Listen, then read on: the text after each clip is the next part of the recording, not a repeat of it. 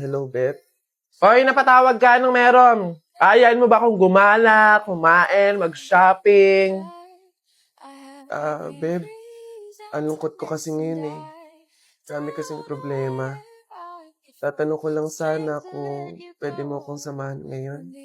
Go lang! Basta libre mo ako ng pamasahe at pagkain. Di ba? Siyempre sinamahan kita eh. Okay na yun. Okay, sige. Sige. See you. Hoy guys! Miss ko na kayo!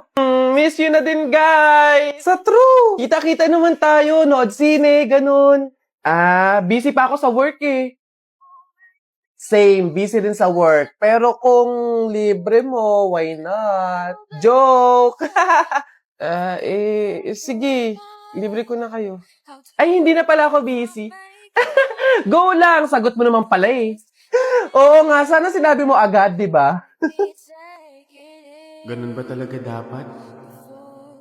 Yung kailangan ko munang maglabas ng pera bago ko sila makasama at maramdaman sila sa tabi ko.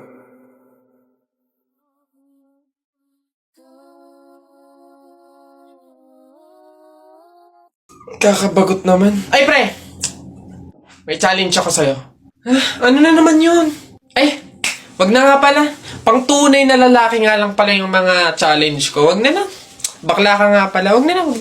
Kulit naman, sabi ko, walang bakla dito, tol. Ay, we? Sige nga, duraan mo nga yung hawakan dun sa hagdan. Dali. Ha? Yan. Ang dali-dali lang yan. Minsan, hirapan mo naman, ha? Minsan. Dali-dali. Ita mo, ha? Wait lang, ha?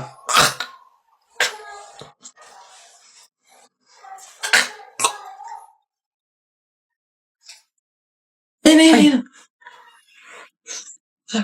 Ay na. Yak. Gagi, ano to? Laway! Kaniri ang ba? Nice one down. Tingnan natin yung iba.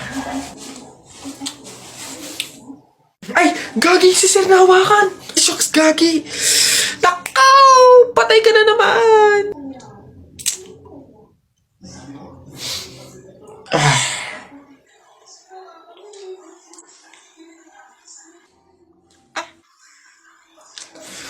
Pumunta kayo sa guidance. Uy, pre! Oh, ano na naman? Eto na nga, pre, ikikwento ko. Naniniwala ka ba sa mga pamahiin? Ba hindi ako papaloko sa mga ganyan, mga pang-uto-uto lang yung mga pamahiin na yan. Ay nako, pre, ngayon, kailangan mo nang maniwala. Bakit naman? Anong mangyayari kung hindi ako sumunod sa pamahiin na yan? Ay nako pre, hindi mo na iitanong.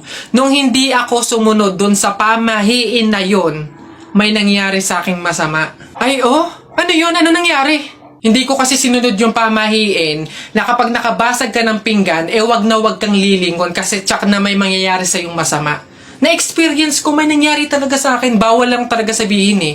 Kaya, mas mabuting sundin mo na lang. Ayan, daya naman. Ba't hindi pwedeng sabihin? Pero sige, ano yung pamahiin? Pag nakabasag ako ng pinggan, huwag akong titingin sa likod kasi may mangyayari sa aking masama. Sige, noted. Susundin ko yung pamahiin na yan. Nay, anong ulam? Ay, nabasag ko yung pinggan.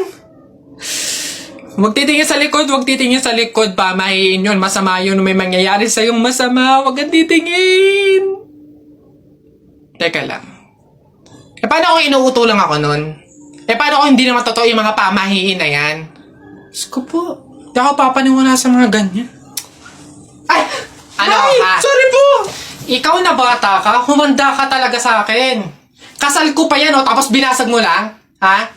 Pasok! Garote talaga yung aabutin mo sa akin! Pasok! Magtanda ka yung bata ka. Kaya pala bawal lumingon. May mangyayaring ang masama. Maglalayas ako, sakit-sakit ang palo nyo. Nay! O ano na naman yan? Bakit?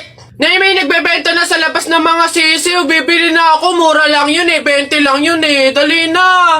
Sus na bata ka. Nung nakaraan na, nung ginawa mo dun sa asul tsaka dun sa dilaw na sisiw mo ba yun? Pinakain mo lang sa daga. Tapos yung isa hinagis mo dun sa bubong.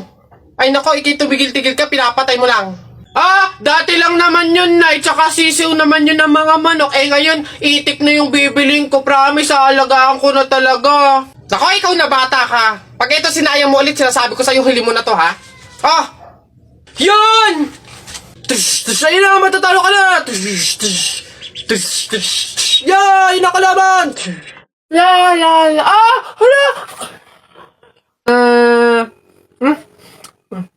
Ay, Bobay, anong ginagawa mo? Hoy, Bobay, masama kaya yung ginagawa mo? Bawal daw yun, pamahiin daw yun eh. Hindi daw pwede magpatay-patayan kasi baka daw magkatotoo. Tumigil ka nga dyan, Jepoy! Ang ingay-ingay mo eh. Paano hindi ako magpapatay-patayan? May zombie, Jepoy, ayun oh! Oo nga, zombie to! Ang pangit-pangit pa, mukha pang mabaho! Wow, bastusan! Kayo mga bata pa kayo, mga judger na kayo ha? Pulubi ako, hindi ako zombie. Ay, di sorry po! Huwag niyo ako idamay sa kung ano-anong nilalaro niyo dyan. Nagkakalala ko dito eh. Baka ito ang zombie.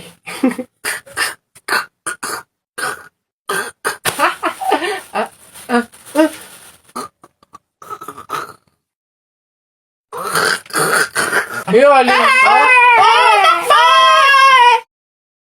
Go. Tao. Oo. Oo. Pati ng katawan ng tao. Hindi. Artista. Oo. Philippines. Oo. Channel 2. Oo. Lalaki. Hindi. Babae. Vice ganda. No. Wait lang. Sikat to. Oo. Drama. Pwede. Drama, babae, sikat. Wait lang. Wala akong kilala. Wait lang. Julia? Hindi. Catherine Bernardo? Hindi. Bata pa? Oo. May collab team? Pwede. Liza Soberano? Pwede. Hindi. Sino to? Sino? Adriana Blandes? Hindi. A. Hindi. B. Hindi. C. D. Hindi. E, Hindi. F, Hindi. G, Hindi. H, Hindi. I, J, K, Hindi. L, M, Hindi. N. Oo. N. Sinong N? Nadine! Guys, may kwento ko sa inyo. Minsan lang ako magkwento dito sa TikTok, kaya makinig na kayo. Ano to, kabobohan moment kahapon. Tinry kong umorder sa isang milk tea store sa isang mall. Maganda yung milk tea store na yun. Talagang Instagrammable. Ang cute talaga, ganon. Pero bago ko umorder kasi sa mga ganong milk tea store, kinakabahan talaga ako kasi alam mo yun, parang hindi naman ako sanay sa mga ganung mga lugar magaganda, tapos parang mga pang rich kid pa yung mga nabili doon. Alam mo yun, parang ang mahal-mahal talaga niya.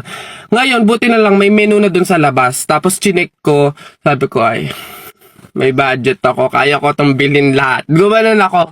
Sabi ko, di nagkaroon ako ng confidence na talagang order ako dito. Ganon. Tapos, ayun na, order na ako. Tapos, nagbayad na ako. Sabi ko, ma'am, paano po yung pag-pick up po ng order? At hihintayin ko na po dito mismo o meron po akong lugar kung saan iintayin ko doon? Wala siya sinabi, hindi siya umibig. May binigay lang siya na bilog. As in, bilog na parang laruan, na hindi ko alam kung ano yon. Kaya sabi ko sa isip ko, ano to, ba't may ganito? Iniisip ko na lang na laruan yun na parang freebie, ganon. Kaya umupo na lang ako doon. Tapos naghihintay na ako mga 2 to 3 minutes, bigla siyang tumunog ng malakas. Tit! Ganon. Tapos sabi ko, baka sumabog to. Gumano na ako. Nakakahiya. Ang dami pa man din tao na andun. Tapos sabi, hindi kaya yan tumutunog kasi pwede mo nang pick upin yung order mo. Like, alam ko na may ganong bagay para pwede mo nang pick upin yung order mo. Ngayon lang ako nakakita ng ganon. Tapos, number 6 po, number 6. Hindi naman ako naingli.